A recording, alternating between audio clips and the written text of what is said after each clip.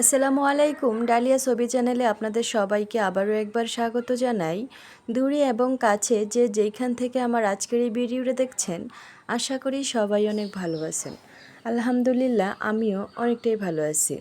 আজকে আমার পরনে যে জামাটা দেখতে পারতেছেন, এটা একটা রাউন্ড জামা। এই রাউন্ড জামাটা বানানোর জন্য আমি এখানে 3 গজ কাপড় নিছি। 3 গজ কাপড়টাকে আমি প্রথমে 4 ভাঁজ করে নিছি।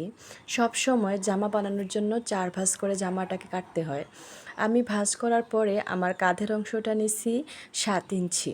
7 ইঞ্চি, কেউ 6 ইঞ্চি, যে যার যার মতো ইচ্ছে অনুযায়ী নিতে পারেন। তবে আমার 7 ইঞ্চি নিলে আমার পারফেক্ট হয়। কাঁধ থেকে নিচে বরাবর আমি হাতার অংশটা নিছি আবার 7 ইঞ্চি। 7 ইঞ্চিতে দাগ দিয়ে আমি আমার বডিটা শেপ দিয়ে নিতেছি। আমার বডি যার যার বডি অনুযায়ী তেতে কিন্তু এই জায়গাটা কাটিং করে নিতে পারেন। আমি আমার বডি অনুযায়ী কাটিং করে নিছি। হাতার ভিতরে আমি একটা রাউন্ড শেপ দিয়ে নিছি 1.5 ইঞ্চি, 1 ইঞ্চি পরিমাণ আমি রাউন্ড শেপটা দিছি। এখান থেকে এখন আমি আমার যেই বডিটা কাটছিলাম এটা পুরো সোজা লম্বা আমি নিচের দিকে কাটিং করে এখন আমি কোমর থেকে আমার রাউন্ড শেপটা নিয়ে নিব।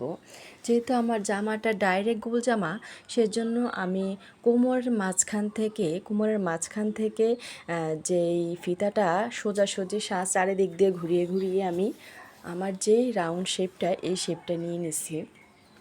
এখন আমি চলে আসছি আমার জামার যে গলাটা, ওই গলাটা কাটার জন্য। আমি সবসময় আমার জামার গলার সামনের দিকে 7 ইঞ্চি আর পেছনের দিকে 5 ইঞ্চি পরিমাণ কাটি। আজকে আমি যেহেতু কলার ব্যবহার করব এখানে, সেজন্য আমি সামনের গলাটা কাটিং করে সুন্দরভাবে জামায় লাগিয়ে নিছি। আর জামা লাগানোর সিস্টেমটাও কিন্তু অন্যরকম। আপনারা যদি জানতে চান অবশ্যই আমাকে কমেন্টে জানাবেন। আর জামার গলা লাগানো কিন্তু খুবই ইজি, এটা তেমন একটা ভেজাল কাজ না। যারা পারেন তারা কিন্তু পারফেক্টলি এই কাজটা করতে পারেন। আমি পুরাটা জামা সেলাই করে ফেলছি। এখন আমি এটাতে কলার লাগাবো। অবশ্যই কলারটা পরেও লাগানো যায়, আগেও লাগানো যায়। আমি সব সময় পরেই লাগাই, কারণ এটা আমার জন্য সুবিধা হয়। আমি কলারটা ভালোভাবে প্রসেসিং করে এটাকে কাটিং করে আমি এখন জামায় লাগাই দেব।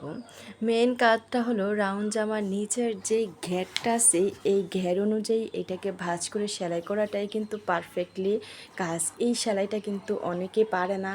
যদি রাউন্ডটা ঠিক মতো না হয় তাহলে কিন্তু জামাটার সেলাইটা পারফেক্টভাবে হয় না, অনেক ঝামেলায় পড়তে হয়। সেজন্য রাউন্ডটা যেটা, এটা সমানভাবে দিতে হবে, এতে করে কিন্তু আপনার জামা পারফেক্টলি হবে।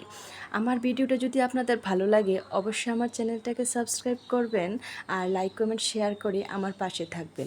আমার ভিডিওটা যদি ফেসবুক থেকে দেখে থাকেন তাহলে অবশ্যই আমার পেজটাকে ফলো দিবেন। আপনারা যারা পারফেক্টলি রাউন্ড জামা বা কামিজ বা যে কোনো পায়জামা সেলাই শিখতে চান তাহলে অবশ্যই আমাকে কমেন্টে জানাবেন, আমি আপনাদেরকে ডিটেলস জানিয়ে দেব। আর আমার জামাটা কীরকম হয়েছে ওইটাও কিন্তু আমাকে কমেন্টে বলবেন। ভিডিওটা দেখার জন্য আপনাদের সবাইকে অনেক ধন্যবাদ। আসসালামু আলাইকুম।